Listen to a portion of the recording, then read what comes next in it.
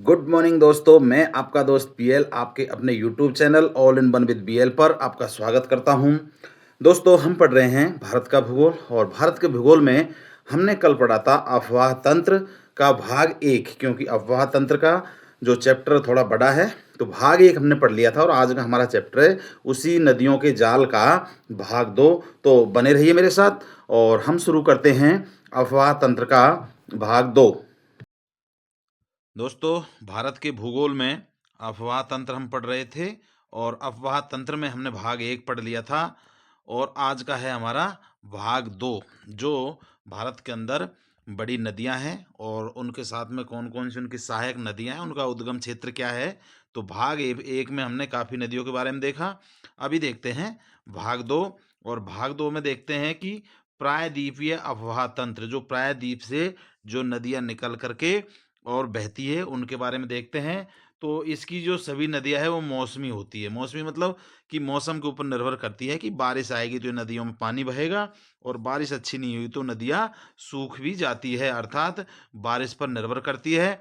और इन्हें दो भागों में बांटा जा सकता है, एक पूर्वी अफवाह वाली नदियां और दूसरी पश्चिमी अफवाह वाली नदियां। तो प्रायद्वीपीय अफवाह तंत्र में नदियों को दो भागों में बांटा जा सकता है, एक पूर्वी जो पूर्व की तरफ से बहती है और एक पश्चिम की तरफ से बहती है।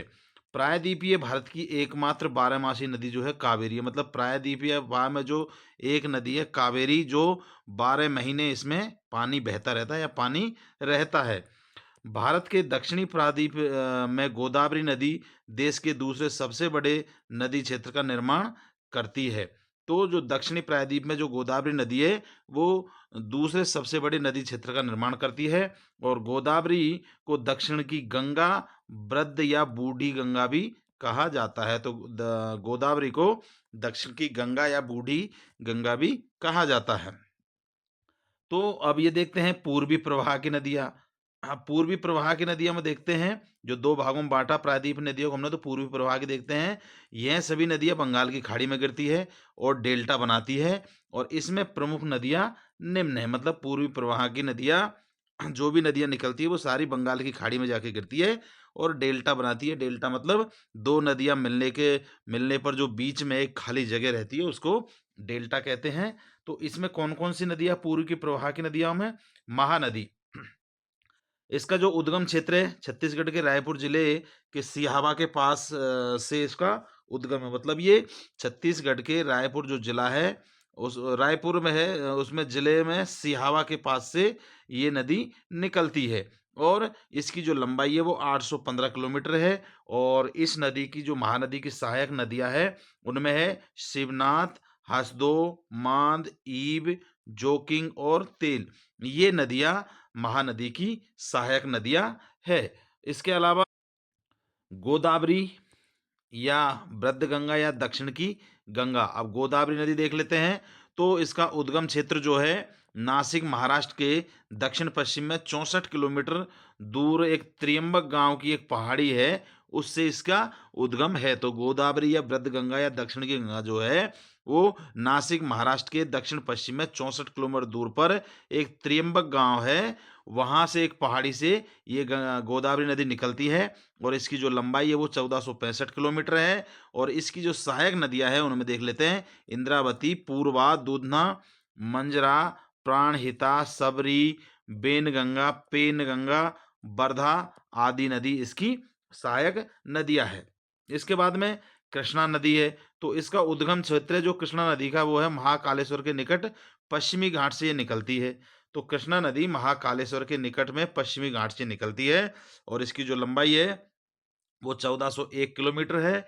और कृष्णा की जो सहायक नदियां हैं उनमें देखिए भीमा, तुंगभद्रा, घाट प्रभा, माल प्रभा, मूसी, कोयना, बरना, पंचगंगा, दूधगंगा, ये नदियां कृष्णा नदी की सहायक नदियों में आती है। इसके बाद में कावेरी नदी देखते हैं।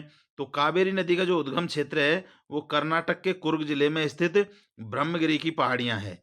तो कावेरी नदी कहाँ से निकलती है? कर्नाटक के कुर्ग जिले में ब्रह्मगिरी की पहाड़ियां, वहां से ये निकलती है। और इसकी लंबाई जो है 800 किलोमीटर है।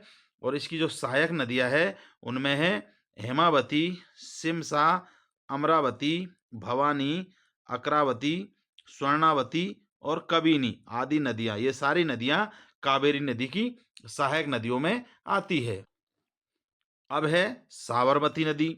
साबरमती नदी का उद्गम क्षेत्र जो है वो उदयपुर जिले के अरावली पर्वत पर स्थित जयसमंद झील से, मतलब साबरमती नदी जो है राजस्थान का जो उदयपुर जिला है उसमें अरावली पर्वत के स्थित जयसमंद झील है, वहां से ये निकलती है। इसकी लंबाई 371 किलोमीटर है और इसकी जो सहायक नदियां है वो है सागर और सहायक नदियां सागर, हाथमती और बकुल, हायतमती और बकुल। तो ये नदियां साबरमती की सहायक नदियों में आती है।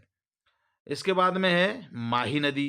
तो माही नदी जो है इसका उद्गम विंध्याचल पर्वत के पश्चिम में स्थित मेहद झील से ये निकलती है। तो माही नदी कहाँ से निकलती है? विंध्याचल पर्वत के पश्चिम में मेहद झील है, उससे माही नदी निकलती है।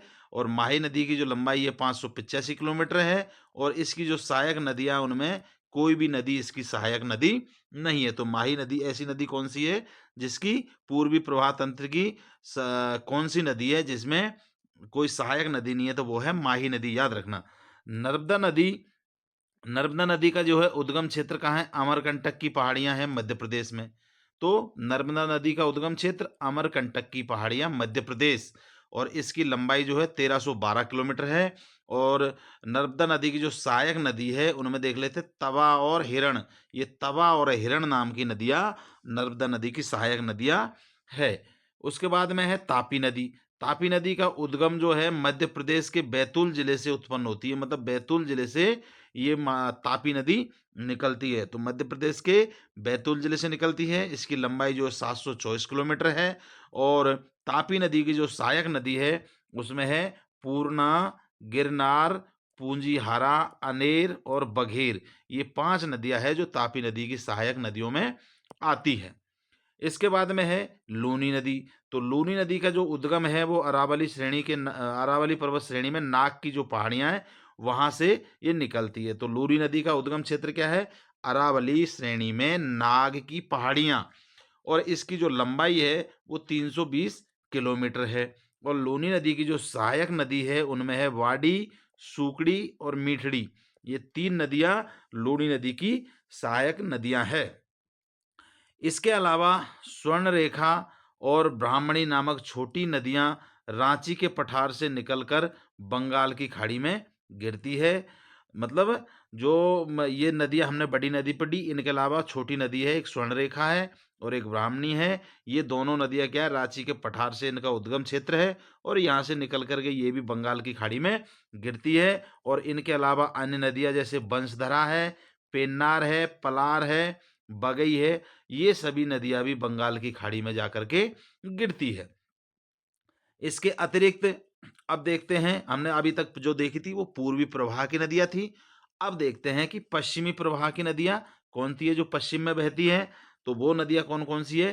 तो देखते हैं, ये नदियां पश्चिम की ओर बहती है और ये डेल्टा नहीं बनाती। मतलब जो पूर्वी प्रवाह की नदियां जो डेल्टा बनाती है तो ये डेल्टा नहीं बनाती है, ये ज्वार नद मुख बनाती है और तथा अरब सागर में ये गिरती है। इसमें प्रमुख नदियां निम्न है। तो जो पश्चिमी प्रवाह की जो नदियां है वो पहला तो ये डेल्टा नहीं बनाती है, पूर्वी प्रवाह की नदियां डेल्टा बनाती है और ये ज्वार नद मुख बनाती है। और ये पश्चिमी प्रवाह की जो नदियां है वो अरब सागर में गिरती है, जबकि पूर्वी प्रवाह की नदियां बंगाल की खाड़ी में गिरती है। अब इनमें कौन कौन सी नदियां हैं वो देख लेते हैं। नर्मदा जो नदी है वो भ्रंश घाटी से होकर प्रवाहित होती है और यह नदी अपने मुहाने पर डेल्टा की जगह एस्चुरी बनाती है। डेल्टा की जगह क्या बनाती है? एस्चुरी। कौन सी? नर्मदा नदी।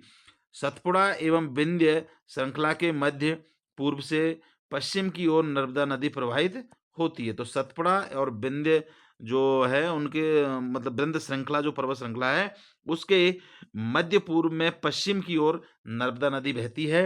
नर्मदा भेड़ाघाट मध्य प्रदेश के में धुआंधार नामक झरना जिसको कपिल धारा जलप्रपात कहते हैं उसका निर्माण भी करती है। तो कपिल धारा जलप्रपात कौन सी नदी पर? नर्मदा नदी पे है, याद रखना। और ये मध्य प्रदेश के अंदर भेड़ाघाट में है और जिसको धुआंधार नामक झरना भी कहते हैं।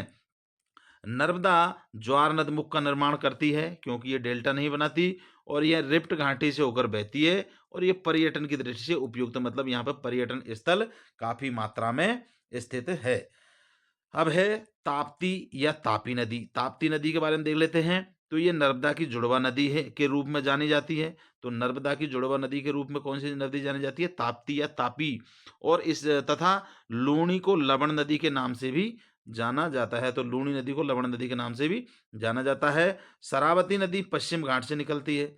शरावती जो नदी कहाँ से निकलती है? पश्चिम घाट से। और यह प्रसिद्ध जोग जोग या गरसोप्पा जो जलप्रपात है वहां बनाती है, जो भारत में सबसे ऊंचा जलप्रपात है। देखो, शरावती नदी क्या है? पश्चिमी घाट से निकलती है, और ये प्रसिद्ध जो गरसोप्पा या जोग जो जलप्रपात है वो बनाती है शरावती नदी, और ये भारत का सबसे ऊंचा जलप्रपात है। याद रखना, भारत का सबसे ऊंचा जलप्रपात कौन सा है? गरसोप्पा या जोग।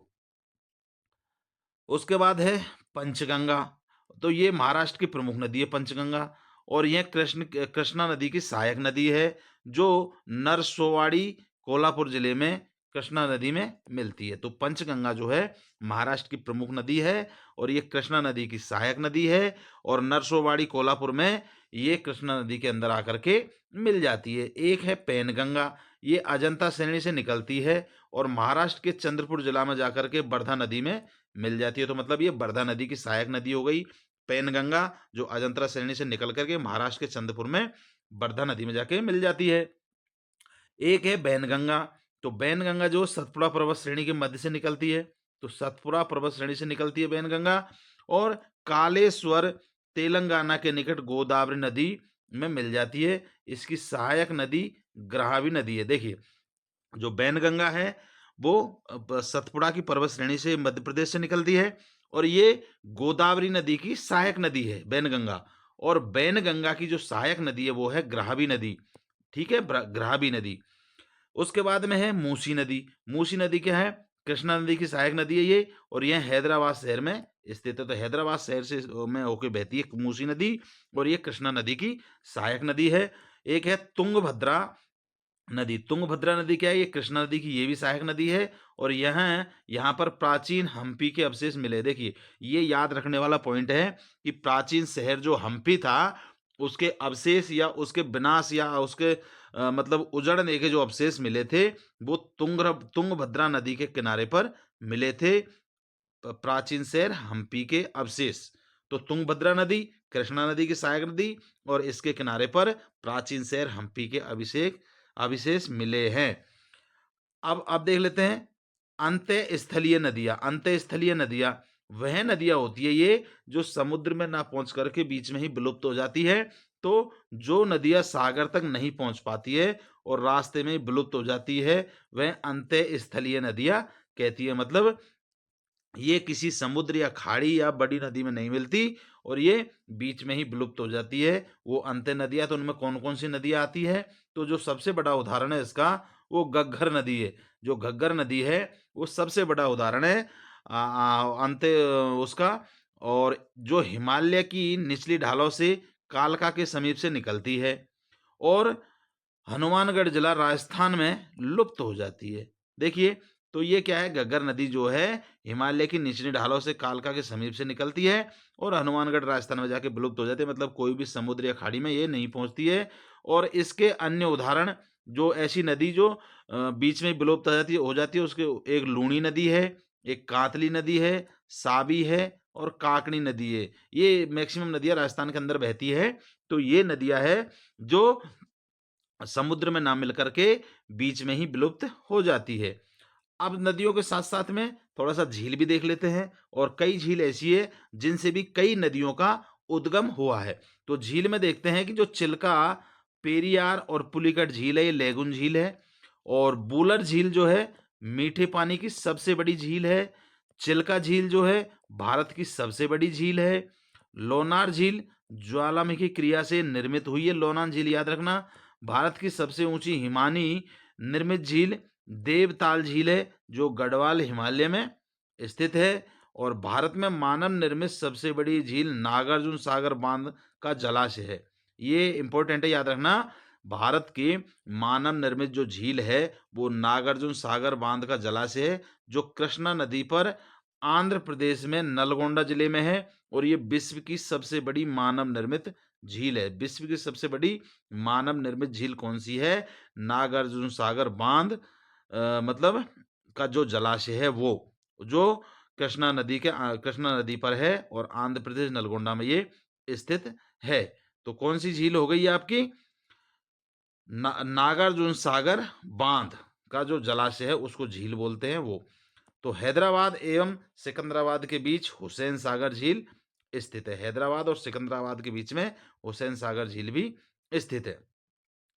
देश की सबसे ऊंची झील, देश की सबसे ऊंची झील क्या है? उत्तरी सिक्किम में 18,000 फीट की ऊंचाई पर है ये स्थित है, और उसका नाम है चोलामू। चोलामू झील देश की सबसे ऊंची झील है। देखिए, ये देश की सबसे ऊंची झील है चोलामू, जो उत्तरी सिक्किम में है, और इसकी ऊंचाई जो है 18,000 फीट की ऊंचाई पे झील है। तो देश की सबसे ऊंची झील है।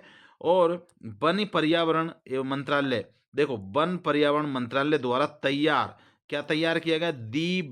वेटलैंड एटलस, एक एटलस तैयार किया गया। उसके अनुसार जो चोलामू है वो भारत की सबसे ऊंची झील है। कहाँ लिखा हुआ है? दी वेटलैंड एटलस में, कि भारत की ये सबसे ऊंची जगह पर झील है। और जबकि विश्व की सबसे छठवीं ऊंची झील है, मतलब इससे भी ज्यादा ऊंचाई पर विश्व में 5 झील और है। विश्व की छठी सबसे ऊंची ये झील है, और ये लिखा हुआ है दी वेटलैंड एटलस के अंदर, जो वन एवं पर्यावरण मंत्रालय द्वारा लिखा गया है। सिक्किम की जीवन रेखा मानी जाने वाली तीस्ता नदी का उद्गम जो है चोलामू झील से ही है। देखिए, जो सिक्किम में तीस्ता नदी बहती है, जिसे सिक्किम की जीवन रेखा माना जाता है, वो इसी झील से निकलती है, चोलामू झील से। और यह धोकियाल दर्रे के पास स्थित है, जो भारत चीन सीमा से 5 किलोमीटर की दूरी पर स्थित है। तो भारत और चीन की जो सीमा है वहां ये स्थित है। एक है पेगोंग तसो झील, पेबेंग तुसो झील। तो ये झील जो है लेह से 168 किलोमीटर की दूरी पर पूर्वी लद्दाख के उत्तरी तट पर ताजे पानी की झील है, और यह भारत के 134 किलोमीटर दूर की स्थित है। भारत से मतलब ये सीमा पर है, तो 134 किलोमीटर की दूरी पर ये स्थित है। और इसका 1/3 भाग जो है वो कहाँ पे है? भारत में है, और शेष भाग क्या है? चीन में है। और ये वास्तविक नियंत्रण रेखा, line of actual control, LOC जिसको बोलते हैं, वहां पे स्थित है। और इसलिए यहाँ इस झील पर जाने के लिए आंतरिक परमिट की आवश्यकता होती है। याद रखना, इंपॉर्टेंट क्वेश्चन है कि भारत की ऐसी कौन सी झील है जिस पर जाने के लिए देश से परमिशन लेनी पड़ती है, आंतरिक परमिट लेना पड़ता है, तब उस झील पर जाया जा सकता है। तो आपकी वो झील है पेगोंग त्सो झील, जो भारत और चीन के बॉर्डर पर है। और इसका 1/3 भाग भारत के अंदर है, बाकी शेष भाग चीन के अंदर ये स्थित है। तो ये झील है जहां पर आपको जाने के लिए परमिशन लेनी पड़ती है गवर्नमेंट से। तो दोस्तों, जो हम अफवाह तंत्र पढ़ रहे थे, उसमें ये जो नदियाँ थी इनके बारे में हमने जाना, कहाँ से इनका उद्गम क्षेत्र है वो जाना, इनकी सहायक नदियाँ कौन सी है वो जाना, ये कितनी लंबाई में बहती है वो जाना, और उनके साथ साथ में कुछ इंपॉर्टेंट झीलों के बारे में जाना। तो जो परीक्षा की दृष्टि से इंपॉर्टेंट है वो चीज़ें हमने अफवाह तंत्र में कवर की है। और बाकी जो झील है इनका तो अलग से एक क्लास अलग से होगी। तो ये मोटा मोटा कुछ था जो मैंने आपको बताया। मुझे आशा है कि आपको पसंद आएगा और आपके किसी भी प्रतियोगी परीक्षा में आपके जरूर काम आएगा। तो दोस्तों, चैनल को सब्सक्राइब कर लीजिए और वीडियो को लाइक करके कमेंट कर दीजिए, अपने दोस्तों के साथ शेयर जरूर कर लेना। दोस्तों, अब मुझे दीजिए इजाजत, और मिलते हैं भारत के भूगोल के एक और इम्पोर्टेंट टॉपिक के साथ। तब तक के लिए नमस्कार, धन्यवाद।